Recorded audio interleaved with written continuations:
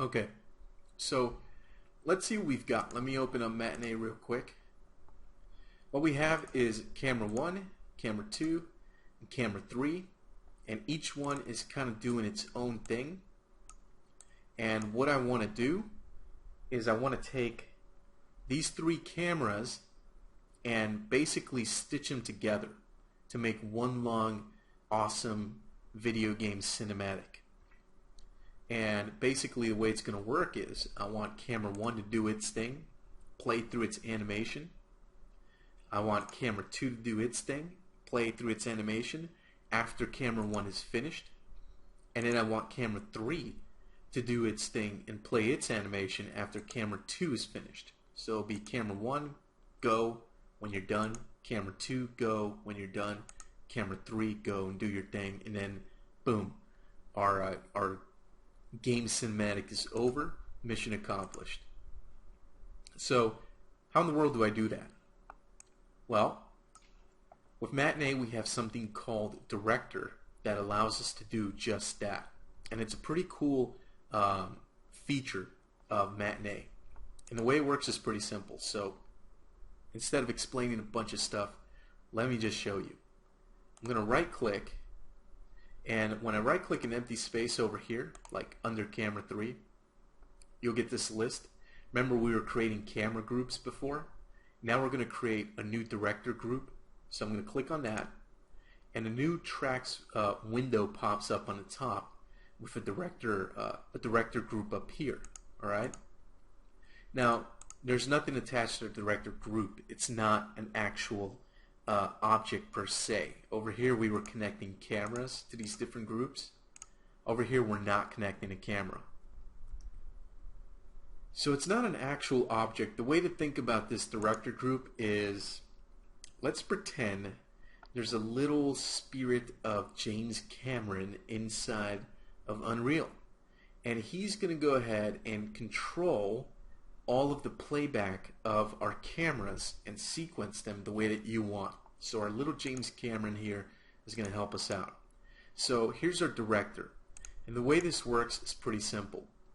You select the director track here, right?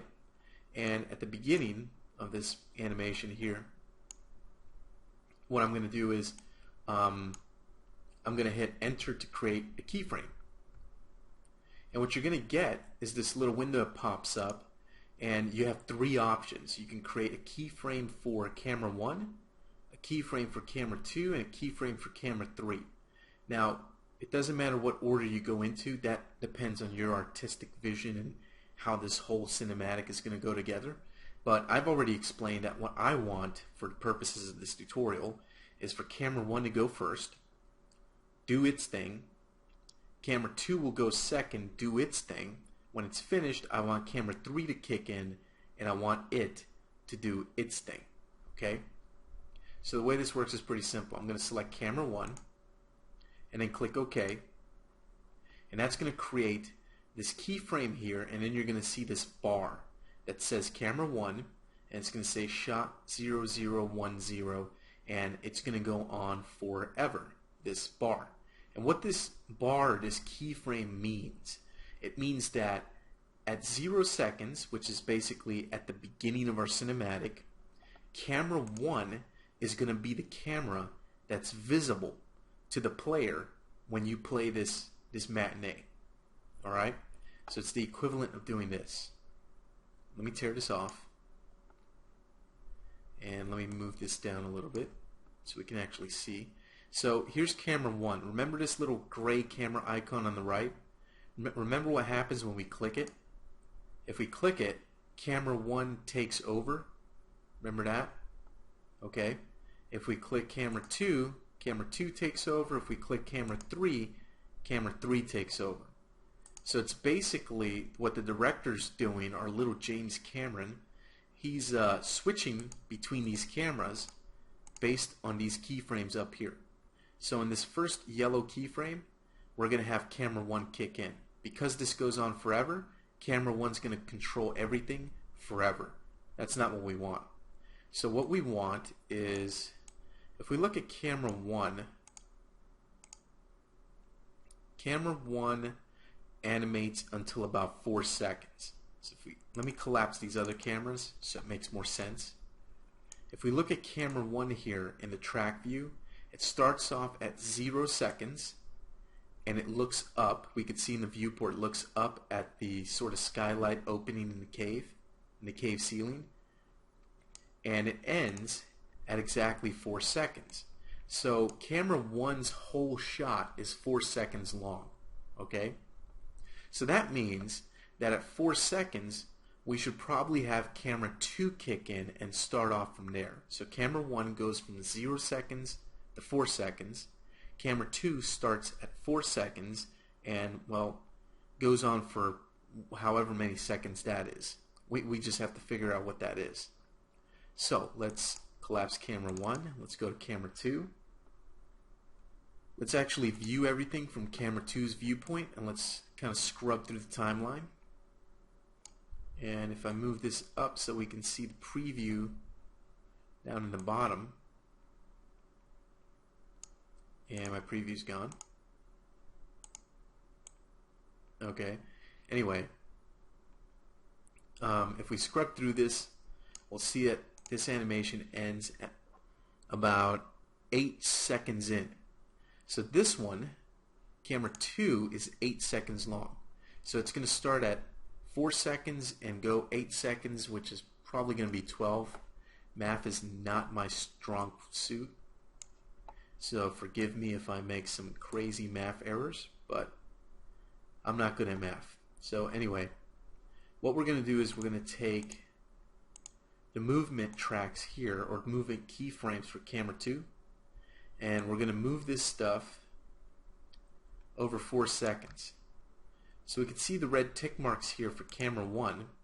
Starts off at 0, ends at 4. This one will start at 4 and end at 12. But you know what? Instead, I'm going to move it 1 more second up. So we're going to move it to about 5 seconds.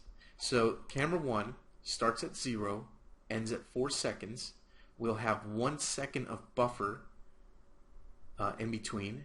So at 5 seconds, 1 second later, camera 2 will begin for 8 seconds, and it'll end at 13 seconds. And this is where camera 3 is going to pick up and do its thing. So let's go to camera 3. Let's take all of its keyframes. And we're going to move all of these keyframes over.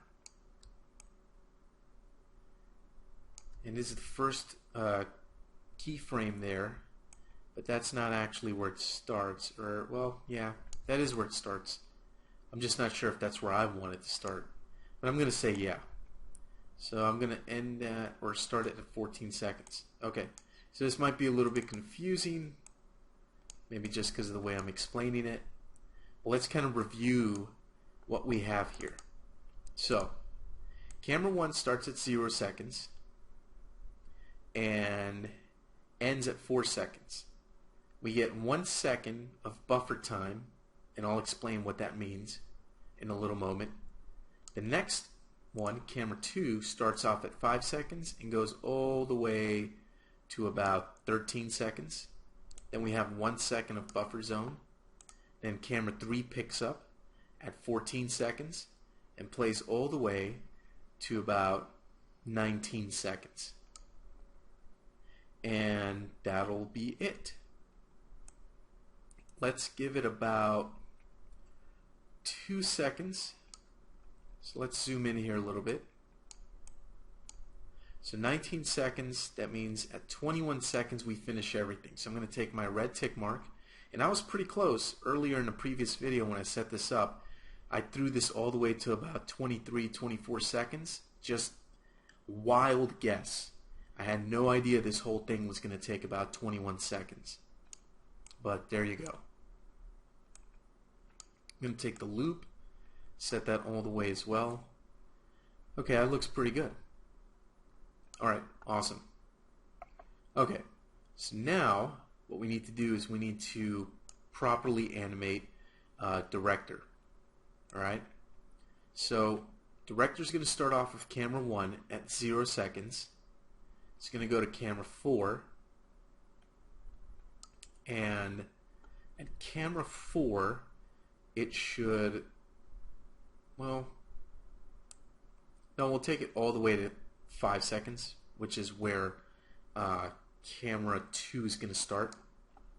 We're going to go to director and we're going to hit enter to create a keyframe. And now what we want to do is we want to tell the director, okay, now it's time for camera 2 to kick in. There we go. Now you'll see camera 2 kicks in. It's this magenta color, and there's shot 0020. So for 5 seconds we're going to have camera 1 visible, or we're going to be looking at the scene through camera 1, and then at 5 seconds we start looking at the scene through camera 2. And that's going to continue on until about right here, about 13 seconds, 14 seconds. This is where camera 3 is going to take over. So we'll click OK. So there's camera 3. And that'll go all the way until the end of our animation, which ends at 21 seconds. So while this thing's yellow here, we're going to have camera 1, then camera 2, then camera 3. And we can actually verify that if I move this over. Just have a look at the viewport there. Trying to take advantage, or trying to work with this little bit of real estate space. Okay, let me go ahead and let me play this. So we're looking at the preview, and before I continue, there is one thing I'd like to do.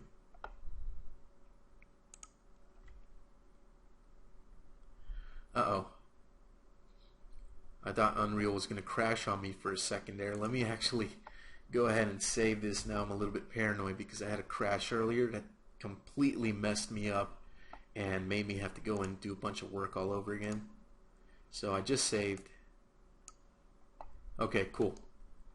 Alright, in order to see this, you want to make sure that the director group has its little camera icon turned on. Make sure you're not using one of these, and that you're using the director group so we can actually see what this whole thing is going to look like, so we can preview it correctly. And uh-oh, looks like Unreal's getting a little bit unstable again. Not good.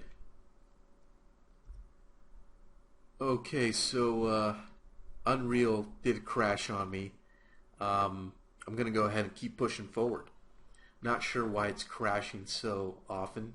Not sure if it's the effects demo project, or I did install a new, more powerful video card in this machine the other day, so I don't know if that has something to do with it. Who knows? Anyway, good thing I saved my work, and that's why we always save. So I'll make sure that this director group has its little camera icon turned on. This way I can actually see it in action. And let's go ahead and let's hit, well, before I hit anything, let me just turn on game view, and let's go ahead and play this. We're not going to loop it, we're just going to play once and see what we have. Pretty cool. Looks up. The next camera shot takes over automatically, pans across. Pretty cool. Stops. Second later, this camera shot takes over, and then we get the depth of field effect. This could be a little bit better, I know, but serves the purpose of the tutorial. And that's pretty much it. The whole thing then finishes. Cool. Alright, so that's going to do it for this video. I'm going to end this one here, and we'll see what else we can do in the next one.